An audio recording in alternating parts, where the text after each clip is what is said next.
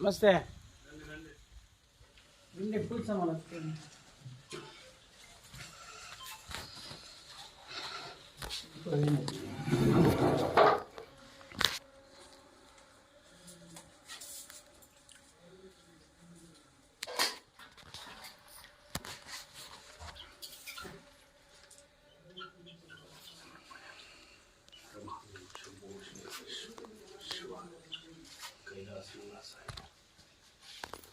అయ్యా చేయాలి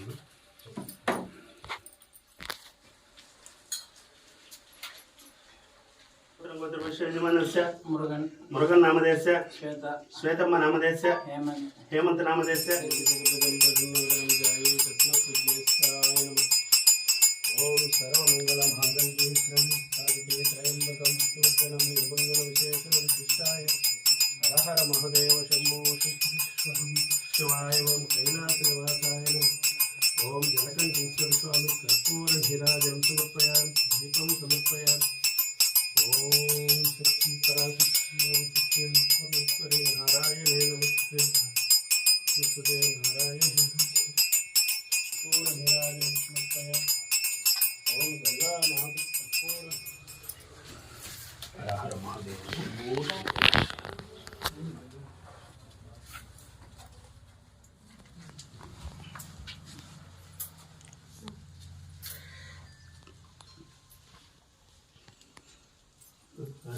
ఆదిదంపతుల పావనం శుభం ఓం హర మహాదేవం శుభం ఆది దంపతుల అనుగ్రహ ప్రాప్తిరస్తు హర హర మహాదేవ శంభో శంకరేశ్వరం నమ శివాయ నమ ఓం నమ శివాయ నమ శివాయ నమ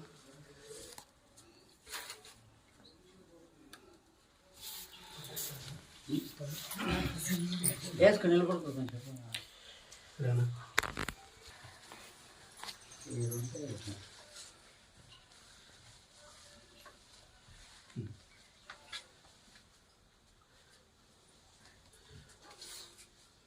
ఎవరు స్వామి అంతే అంతే అమ్మగారు ఎవరు వచ్చినారు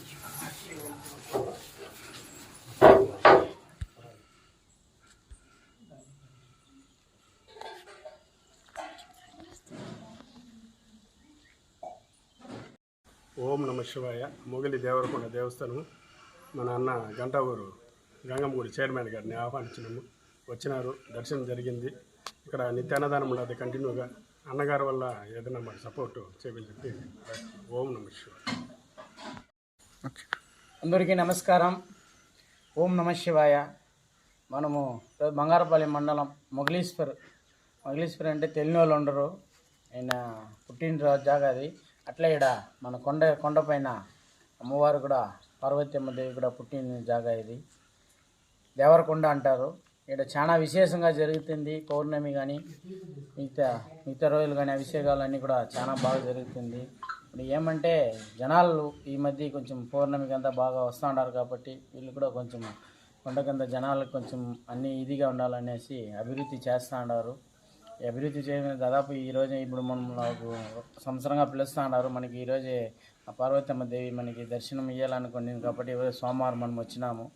మనం వచ్చి ఇక్కడ చూస్తే ఇక్కడ అన్నీ రెడీ చేస్తూ ఉన్నారు. రెడీ చేసినంటే మనం కూడా దీనికి రెడీ చేసేదానికి ఆ అమ్మ ఆశీర్వాదం ఇప్పుడు కాదు, దాదాపు నేను ఒక 7 ఏళ్ళ ముందు వచ్చి మొక్కొని పోయినాను. అప్పుడు చాలా కష్టంలో ఉన్నాను. మొక్కొని పోయినప్పుడు తల్లి నేను బాగా పెడితే నేను వస్తాను, అవలాయిన సాయం నేను చేస్తాను అనుకుంటే ఖచ్చితంగా ఆ తల్లి నన్ను ఈరోజు ఇక్కడికి పిలుచుకొని వచ్చి నాకు కూడా సంతోషంగా ఉంది. అట్లే నేను ఆ తల్లికి నేను మాట ఇచ్చిన. స్వామి టెంకాయ పగలు కొట్టినప్పుడు అడిగినాడు ఇదేమో కోరికలు పెట్టినారనేసి. ఖచ్చితంగా కోరికలు అయితే నేను పెట్టినాను కాబట్టి అది ఇదేంది. నిజంగా నా వంతు అయిన సాయం కూడా ఈ ఇంప్రూవ్మెంట్కి ఇక్కడ ఏం చేయాలనేసి నా వల్ల అయిన సాయం కూడా చేస్తాను. అట్లే మీకు కూడా చుట్టుపక్కల చాలామంది ఉన్నారు. మన శివాలయము, మన పార్వతమ్మ దేవి ఇది మీ వల్ల అయిన సాయం ఉంటే కూడా జీవితంలో ఎన్నేళ్ళు అయితే కూడా మన గుడికి ఎంత కష్టపడితేనో రుణపడి ఉంటాము. మీ వల్ల అయిన సాయం కూడా దాతలుగా వచ్చి ఇక్కడ మీ వల్ల ఏమవుతుందో దాన్ని సాయం చేస్తే ఖచ్చితంగా మీ పేరు కూడా ఇక్కడ నిలబడుతుంది. ఏమంటే పుణ్యస్థలం ఇది, మీకు అందరికీ తెలుసు. ఆ స్థలానికి ఇప్పుడు నేను ఇంత దూరం వచ్చినాను. ఖచ్చితంగా నేను కూడా వాళ్ళకి ఫుల్ సపోర్ట్ ఉంది. ఇవన్నీ పూర్తి అయ్యే వరకు కూడా సపోర్ట్గా ఉంటాను. మీ సపోర్ట్ కూడా ఉంటే కొంచెం ఫాస్ట్గా పని జరుగుతుంది అనేసి అడుగుతున్నాం. ఓం నమ శివాయ.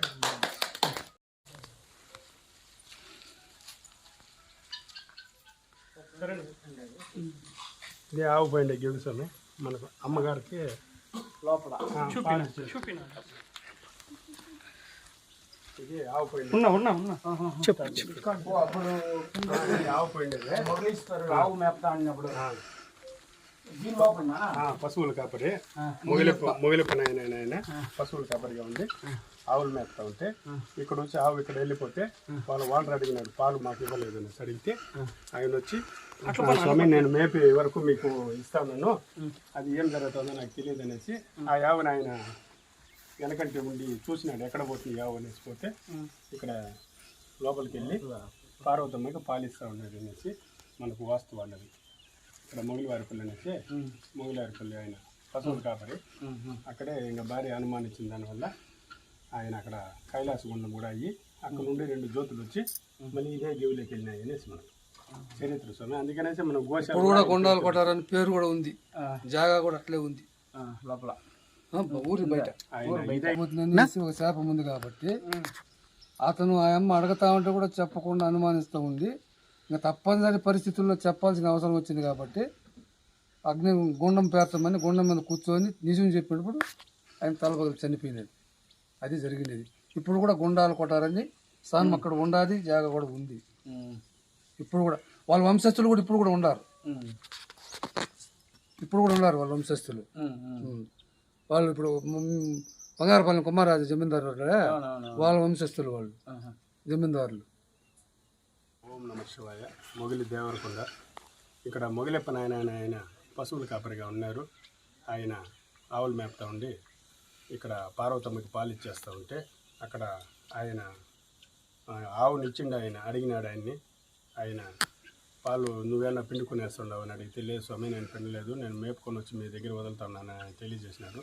కానీ ఆవు పైన డౌట్ వచ్చి ఆవు వెనకంటే మొగిలెప్పని ఆయన వెంటబడి వచ్చి చూస్తే ఇక్కడ గేవులేకి ఆవు పోయేటట్టుగా చూసుకొని ఆయన కూడా ఎవరో ఉండారు లోపల అనేసి లోపలికి వెళ్ళిపోతే పెద్ద పెద్ద వెండి స్తంభాలంతా ఉన్నాయంట. చూసి భయపడిపోయి ఒక స్తంభం వెనకాల దాక్కుంటే పార్వతమ్మ గారు ఎండు చెమ్మ తీసుకొని పాలిమిండేదానికి వస్తే అప్పుడు చూసి నరవాసన వస్తాం స్వామి అని స్వామితో చెప్పడము. అక్కడ మొగిలెప్ప అని ఆయన వచ్చినాడు, ఆయన్ని తీసుకోరా అని చెప్పేసి స్వామి చెప్తే అమ్మవారు తీసుకొని వెళ్ళి ఆయన పుణ్యం చూడండి, అమ్మవారే స్వయంగా తీసుకొని వెళ్ళి స్వామి దగ్గర అప్పచెప్తే ఏమి మొగిలెప్ప అని సమస్య అంటే, అయ్యా మీరు పాలు పిండేస్తూ ఉన్నారు, మేము ఓనర్లు అడుగుతూ ఉన్నారు మమ్మల్ని అంటే, సరే వాళ్ళకయ్యా పాలు కూడా మేము ఇస్తాము, ఈ విషయం మేము ఇక్కడ ఉన్నట్లుగా మీరు ఎవరికి తెలియజేయద్దండి, చెప్తే నీ తల పగిలిపోతుందని అడిగి చెప్తే, సరే నీకు ఇంత దూరం వచ్చినావు ఏం వరం కావాలో కోరుకుంటే అన్నదానం ఆయన అడిగినాడంట. సరే నీకు ఎక్కడ కావాలంటే అక్కడ అన్నదానం చేకూరుస్తాము, మేముండే విషయం మేము ఎవరికి తెలియజేయకూడదు, అట్లా చెప్తే నీ తల పగిలిపోతుంది అనేసి స్వామి వరం ఇచ్చినాడు. అట్లా సరే ఆయన అట్లా కొన్ని దినాలు గడిచిపోయిన తర్వాత భార్యకి ఎవరెవరో చెప్పి ఆయన అన్నం తినటం లేదు, ఎక్కడ పోతున్నాడు ఏడొస్తున్నాడు తెల్లటం లేదు, మీరు అడగండి మీరు భార్య కదా అనేసి అడగడంతో ఆయన గట్టిగా నిలదీసిన దానికి సరే ఆయన మొగిలివారిపల్లి గంధపు చెక్కలు పేర్చమని చెప్పి ఆ భార్య అయిన వరకు పిలిచి మాదిరిగా నేను కొండపై దేవుని చూశాను అని చెప్పడంతో తల పగిలిపింది. ఇటువంటి భర్తనే మనము దూరం చేసేస్తాం అనేసి ఆమె కూడా అదే అగ్నిలోకి ఆహుతి అయిపోయి అక్కడ నుండి 2 జ్యోతులు వచ్చి మన మొగిలి దేవరకొండలో వచ్చినాయి సార్. అప్పటి నుండి పూజలన్నీ జరుగుతుంది. ఓం నమ శివాయ.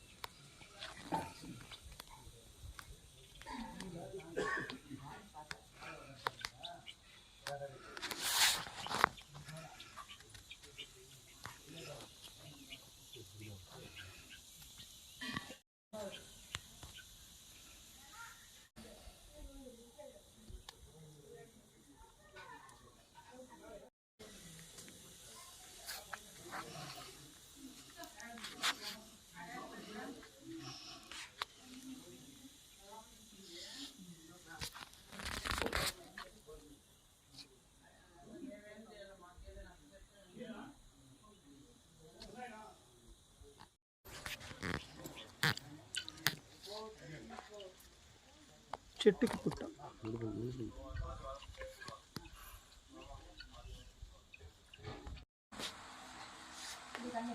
కొన్ని ఏళ్ళుగా జరుగుతుంది సార్ ఈరోజు అన్నదానం కాదు.